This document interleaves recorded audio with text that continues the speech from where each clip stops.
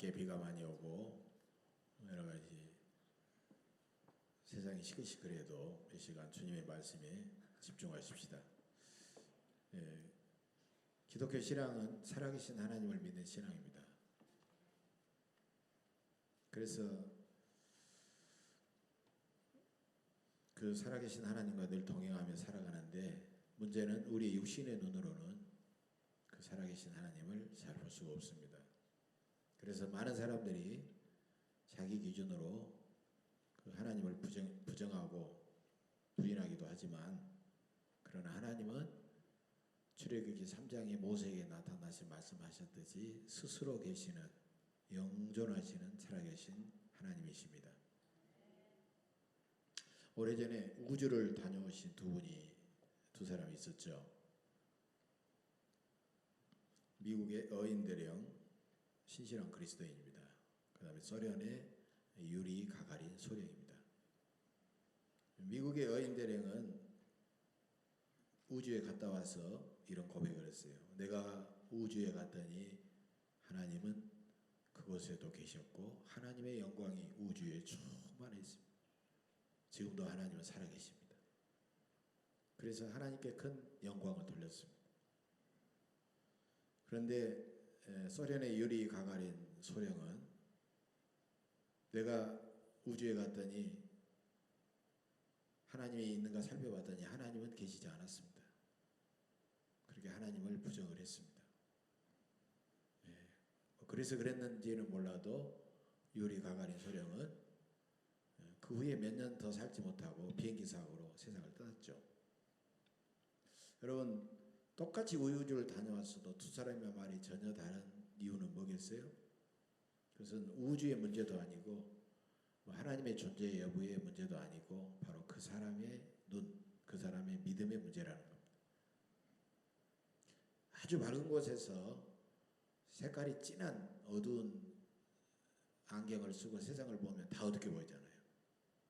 세상은 밝은데 자기만 어두운 거예요.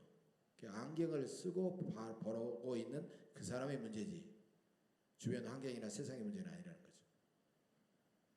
분명히 하나님은 살아계시지만은 그 사람이 믿지 않고 그 사람이 불신하고 또 보지 못하는 것 뿐이다라는 거예요.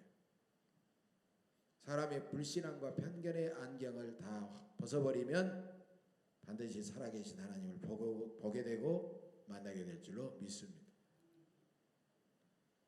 하나님께서 자신의 존재, 자신의 살아계심과 그 뜻과 그 마음을 사람들에게 알려주시는 것을 하나님의 계시다 이렇게 말해요.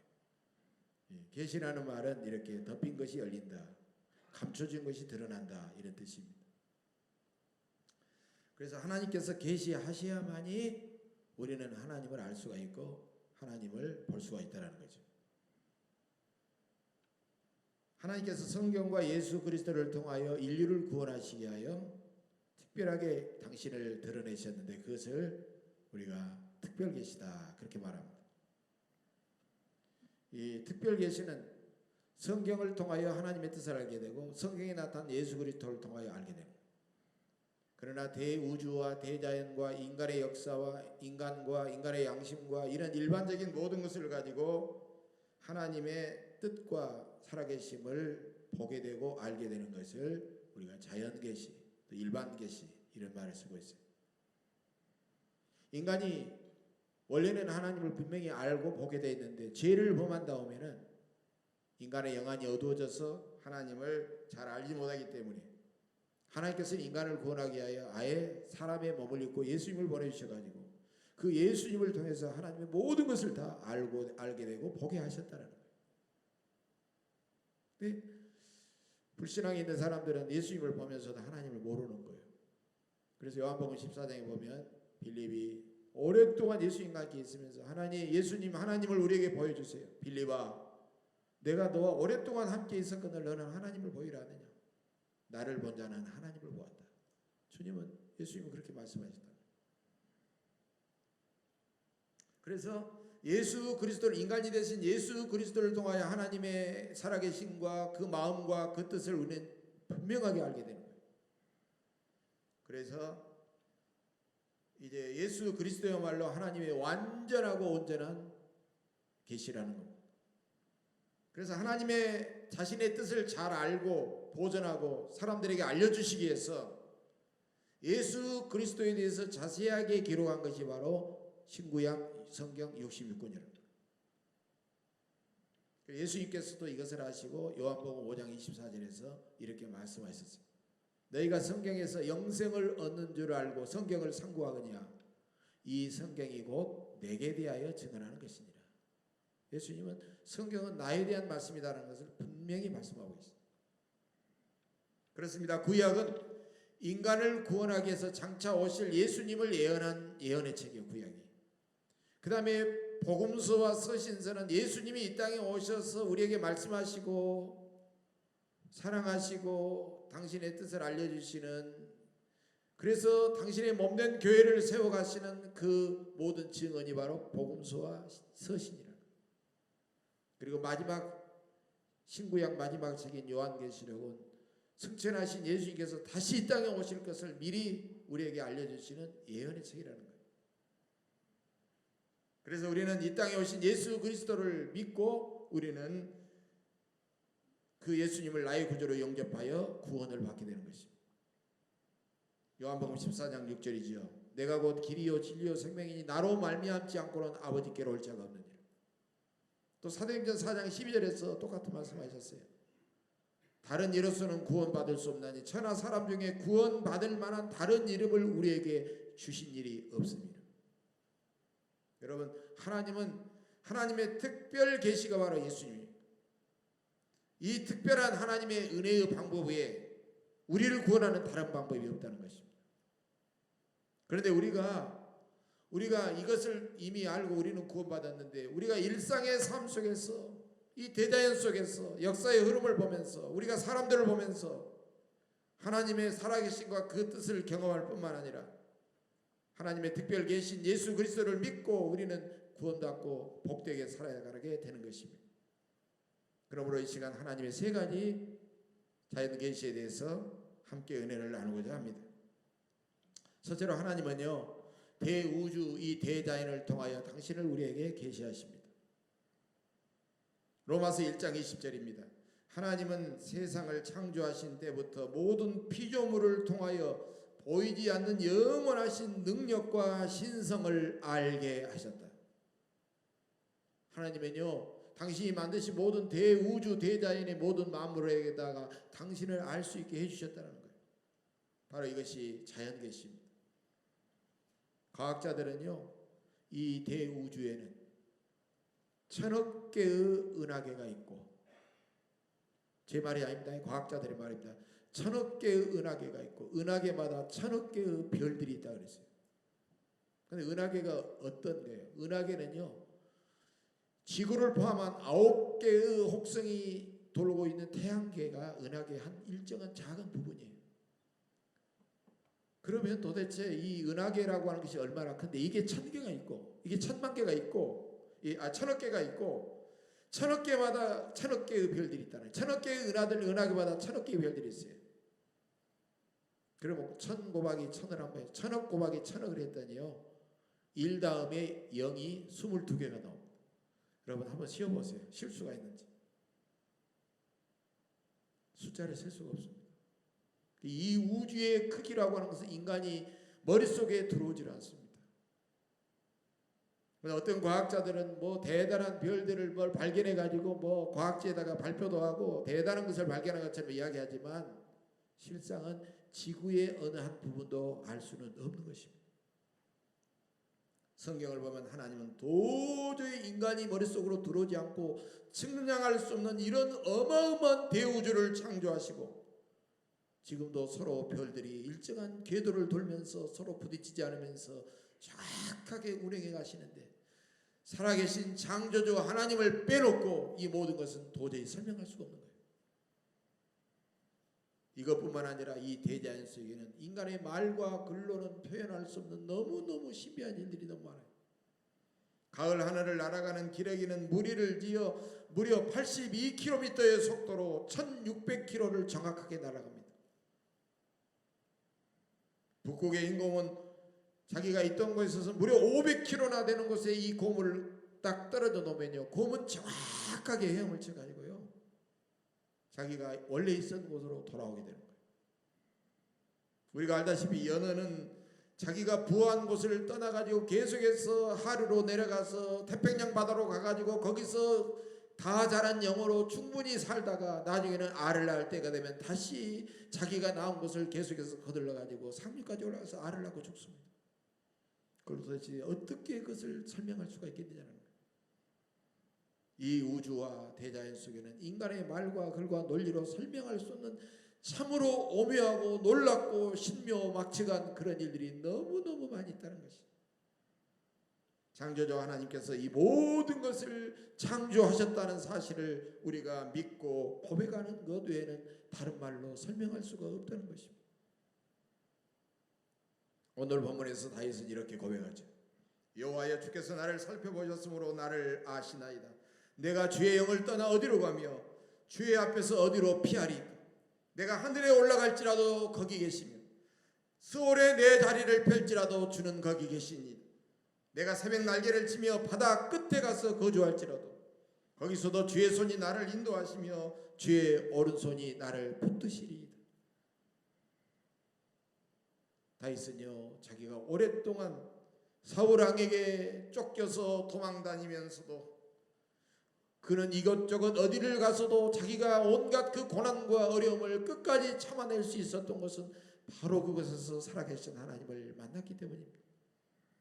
적막한 저 유대 광야, 비가 오면 돋는 나뭇잎, 그리고 그 나무새 사이에서 지저귀는 이름 모를 수많은 새들, 그리고 아침이면 정확하게 광야에서 빨갛게 떠오르는 웅장한 태양, 저녁에는 또 다시 달이 떠오르고 해가 떠오르는 그런 모습을 보면서 다윗은 하나님의 살아계심을 분명하게 느꼈던 것입니다. 그래서 다윗은 시편 8편 1절에서 하나님을 이렇게 찬양하죠. 여호와 우리 주여, 주의 이름이 온 땅에 어찌 그리 아름다운지요. 그 다음에 시편 19편 1절에서도 이렇게 찬양하죠. 하늘이 하나님의 영광을 선포하고 궁창이 그의 손으로 하시는 일을 나타내는도다. 믿음의 사람, 믿음의 눈으로 이 대우주 대자연을 바라보고 있는 이 다윗은요, 모든 것이 하나님의 살아계심을 나타내는 거고 하나님의 놀라운 뜻과 그 영광을 드러내고 있다는 거예요. 여러분, 이 대우주와 대자연 속에 살아계신 하나님을 찬양하십시다. 또한 살아계신 그 하나님을 늘 경외하며 하나님을 사랑하며 늘 하나님과 동행하시기를 주의 이름으로 간절히 축복합니다. 두 번째로, 하나님은 인류 역사를 통하여 끊임없이 우리에게 당신 자신을 드러내십니다. 오늘 본문에서 다윗이 여호와여, 주께서 나를 살펴보셨으므로 나를 아셨나이다. 하나님은 늘 다윗을 살피고 꿰뚫어 보시고 알고 계시는 거예요. 그 하나님의 불꽃 같은 눈앞에서 다윗은 결코 불의하고 부정하게 살아갈 수가 없었던 것입니다. 삶의 매 순간마다 삶의 현장에서 하나님을 살아계신 하나님을 체험했기 때문입니다. 그래서 다윗은 역사에서 의와 불의, 선과 악을 주장하신 하나님을 알고 믿었기 때문에 늘 의롭고 늘 선하고 늘 담대하게 살아계신 하나님을 믿고 살아갔던 것입니다. 여러분, 옛날 소련이 붕괴되기 이전의 소련은 가장 무신론적인 반기독교 국가였습니다. 원래 소련은요, 러시아 정교회를 믿는 신실한 나라였는데 공산혁명을 통해서 수천만 명의 많은 기독교인들과 수많은 사제들이 시베리아 벌판에서 아주 피로 강을 이루는 엄청난 혁명을 치른 나라였어요.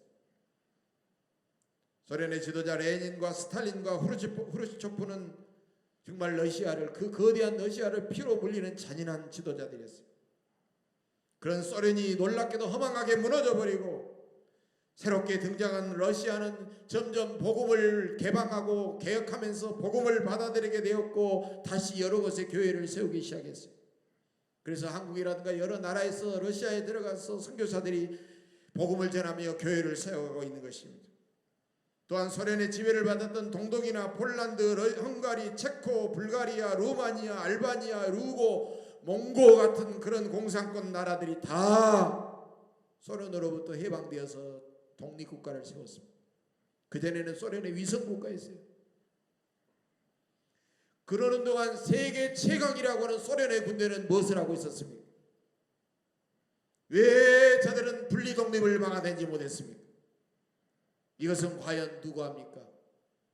개방과 개혁을 주장했던 고르바초프 대통령, 소련 대통령이 이 일을 했습니까? 절대로 아닙니다. 바로 역사의 주인이시고 역사를 이끌어 가시는 우리 하나님께서 살아계셔서 하시는 일인 줄로 믿습니다. 그래서 역사학자 토인비는, 아놀드 토인비 박사는 역사의 껍질을 벗기고 역사를 뚫고 들어가고 보면 그것은 인간의 문제가 아니라 영적인 문제다라는 말을 했어요. 공산주의자들은 그 영적인 것을 인정하지 않습니다. 영적인 진리, 살아계신 하나님의 존재를 인정하지 않고 경제와 과학과 기술과 지식만 발전하면 바로 인류는 의롭고 거룩한 풍요로운 세상이 올 것으로 그들은 믿었던 것입니다. 그러나 역사는 하나님께서 섭리하시기 때문에 불의하고 타락한 사람들이 사는 세상과 그런 사회는 반드시 멸망할 수밖에 없다는 것입니다. 다윗도 사울왕에게 끊임없이 쫓겨다녔지만은 하나님은 반드시 공의로 사람과 세상을 심판하신다는 것을 믿었기 때문에 다윗은 스스로 범죄하지 않았어요. 하나님은 사람의 행위는 물론 그 사람의 마음의 생각의 비밀과 그 중심과 모든 것을 다 꿰뚫어 알고 계시기 때문입니다. 히브리서 4장 13절입니다. 지으신 것이 하나도 그 앞에 나타나지 않음이 없고 우리의 결산을 받으실 이의 눈앞에 만물이 벌거벗은 것 같이 다 드러나느니라, 이렇게 말하고 있어요. 여러분, 어느 누구도 모든 것을 겉과 속을 꿰뚫어 보시는 불꽃 같은 하나님의 눈을 결코 감출 수가 없는 것입니다. 다윗을 죽이려고 했던 사울왕은 전쟁터에서 3명의 왕자들과 함께 결국 비참하게 죽였어요. 사랑하는 여러분, 인생을 살다 보면 힘들고 억울한 일을 당할지라도 내 손으로 원수 갚으려고 안달하려고 하지 마십시오. 하나님께서 참고 기다리면 반드시 원수를 갚아주실 줄로 믿습니다. 하나님은 의인의 억울함을 반드시 풀어주실 줄로 믿습니다. 인류 역사 속에서 자신의 살아계심을 계시하시고 역사를 공의로 심판하시는 하나님을 찬양하십시다. 전 인류 역사를 통하여 자신을 우리에게 분명히 계시하시는 살아계신 하나님을 굳게 믿고 언제나 의롭고 선하고 거룩하게 살아가시기를 주의 이름으로 간절히 축복합니다. 세 번째로, 하나님은 인간을 통하여 그리고 인간의 양심을 통하여 그 마음을 통하여 우리에게 자신을 계시하십니다. 인간은 하나님께서 자신의 형상대로 창조하신 걸작입니다. 그래서 하나님의 형성을 가진 존재요, 하나님의 창조의 대리인이요, 이 세상 만물을 대신 관리할 수 있는 그런 특권을 인간에게 부여해 주셨어요. 그래서 하나님은 가장 심혈을 기울여 인간의 몸을 대우주처럼 오묘하고 신비하게 만드셨어요. 여러분, 오늘 본문 후반절에 보세요. 인간의 삶, 인간의 몸이 얼마나 오묘한 것인지 말씀하고 있어요. 그 거대한 대우주를 연구하는 사람들, 인간의 몸을 들여다보면서 그들은 입이 벌어질 수밖에 없고 그 비밀을 아는 사람들은 다 하나님을 믿고 주님 앞에 돌아올 수밖에 없는 거예요. 저는 2 딸을 낳고 기르면서 그 딸들이 자라는 모습, 그 속에서 놀라운 사랑과 하나님의 오묘한 그 마음과 뜻을 자주 경험했습니다. 초롱초롱하고 사랑스러운 눈빛, 오뚝한 콧날, 오밀조밀한 귓바퀴, 꼬물꼬물한 손가락, 홧거라. 정말 인간은 이렇게도 아름답고 오묘하게 만들었을까? 그들을 바라보면서 너무 소중하고 너무 사랑스럽고 주님 감사합니다. 주님 그때도 주님의 마음으로 잘 기리겠습니다. 그때마다 저는 그 어린 생명들을 보고 감사하고 감탄했습니다. 하나님은 세상의 모든 사람들을 각자에게 당신의 살아계심과 그 사랑과 그 뜻을 온전히 다 드러내신다는 거예요. 오늘 본문에서도 다윗은 이 하나님의 사랑을 알았어요. 그래서 그는 막연하게 생각하지 않아요. 그래서 다윗은요 1인칭 대명사를 자주 사용했어요. 내가 나를 내게. 오 하나님, 나의 여러분, 이 우주를 만드신, 우주보다 더 크신 하나님을 어떻게 인간이 나의 하나님이라고, 나의 여호와라고 고백할 수 있겠어요? 광활한 대우주와 대자연을 창조하시고 인류의 이 어마어마한 역사를 중앙에 하시는 살아계신 하나님은 이 세상의 모든 사람들을 사랑하시고 그 사람들과 1대1의 관계를 맺으시고 그 사람들을 보호하시고 사랑하시고 함께 하신다는 사실, 여러분, 이것이 기적이 아니에요. 창세기 28장을 보면 하나님은 외롭고 고독한 야곱을 찾아오셔서 위로하시고 소망을 주셨어요. 야곱은 아버지와 형을 속이고 죽지 않으려고 외갓집이 있는 하란으로 도망가다가 참으로 황량한 베델 광야에서 돌을 베개 삼아 잠을 자는데 꿈을 꾸게 됐습니다. 꿈에 사닥다리가 땅에서 하늘까지 솟아올랐는데 하늘까지 닿았고 하나님의 사자가 사닥다리에서 오르락 내리락 하는데 그 사닥다리 꼭대기에서 하나님의 음성이 들려왔습니다. 야곱아, 나는 여호와니 너의 조부 아브라함의 하나님이요 이삭의 하나님이라. 나는 네가 누워있는 땅을 너와 네 자손에게 주겠고 네 자손이 티끌같이 동서남북으로 퍼져나갈지며 모든 족속이 너와 네 자손으로 말미암아 복을 받으리라. 네가 어디로 가든지 너와 함께하며 네가 돌아올 때까지 너를 지키며 너를 떠나지 아니하리라. 여러분, 야곱이 어떤 사람이에요? 야곱이 남을 섬기고 잔뜩 욕심 있는 사람 아닙니까? 그래서 야곱은 절망할 수밖에 없고 하나님이 나를 떠났다고 생각할 수밖에 없는 사랑이었는데도 그런 야곱에게 하나님이 찾아가셔서 이렇게 놀랍게 함께 하시겠다고 약속하시고 놀라운 복을 허락해 주셨다는 사실, 그것은 하나님이 계신다고 약속하신 예루살렘 성전이 아니었어요. 황량한 광야였어요. 그런데 하나님께서는 야곱을 찾아오셨다는 사실입니다. 그래서 야곱은 잠이 깨어 여호와께서 여기 계신 것을 내가 알지 못하였도다. 두렵도다. 이곳이요 이것은 다름 아닌 하나님의 집이요 하늘의 문이로다. 그래서 야곱은 전혀 예상하지 못한 장소에서 살아계신 하나님을 만나고 너무너무 감사해서 자신이 베개 삼았던 돌을 세워놓고 기름을 부고 하나님 앞에 제사를 드렸던 것입니다. 바로 그 순간 그곳은 하나님을 만나는 위대한 성전이 되었던 것입니다. 하나님은 외롭고 절망적인 야곱을 찾아오셨습니다. 하나님은 부엘세바로 살기 위해서 도망갔던 엘리야를 찾아오셨습니다. 하나님은 갈릴리 바다에서 실패자처럼 고기를 잡고 있는 베드로를 찾아오셨습니다. 하나님은 남편인을 5이나 두고 상처받고 짤 바를 모르는 수가성 물가의 여인을 찾아오셨습니다. 하나님은 우리들 각자들도 찾아오십니다. 하나님을 찾아오시는 우리들 각자는 참으로 소중한 존재입니다. 하나님을 믿는 사람들도 소중하지만 하나님을 믿지 않는 사람들도 장차 하나님은 그들을 구원하실 수 있기에 소중한 사람입니다. 위대한 성자들도 소중하지만 참으로 평범한 우리들도 하나님 앞에 똑같이 소중한 존재입니다.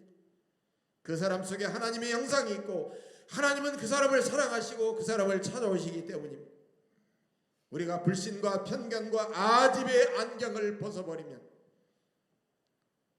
부족하고 실패하고 허물 많은 사람들도 우리는 그 속에서 거룩한 하나님의 영상을 발견할 수 있습니다. 하나님은 지금도 우리들 각 사람에게 언제나 당신의 사랑과 거룩한 뜻을 드러내십니다. 살아계신 하나님은 우리 육신의 눈엔 보이지 않더라도 분명히 살아계십니다. 살아계신 하나님은 예수 그리스도를 보내셔서 우리를 구원하시고 우리를 거룩한 당신의 자녀 삼아주셨습니다. 우리를 구원하시고 성령으로 우리와 함께 하시고 위로하시고 도와주시는 살아계신 하나님을 마음껏 찬양하십시다. 하나님은 지금 이 순간에도 자신이 친히 만드신 대우주와 대자연 속에 그리고 끊임없이 진행되는 인류의 역사 속에 사랑하시는 사람들을 찾아오셔서 그 사랑과 뜻을 드러내십니다. 이제부터 내가 믿는 하나님으로 인하여 세상의 어떤 세력도 나를 지배할 수 없다는 영적 자존감으로 충만하십시다.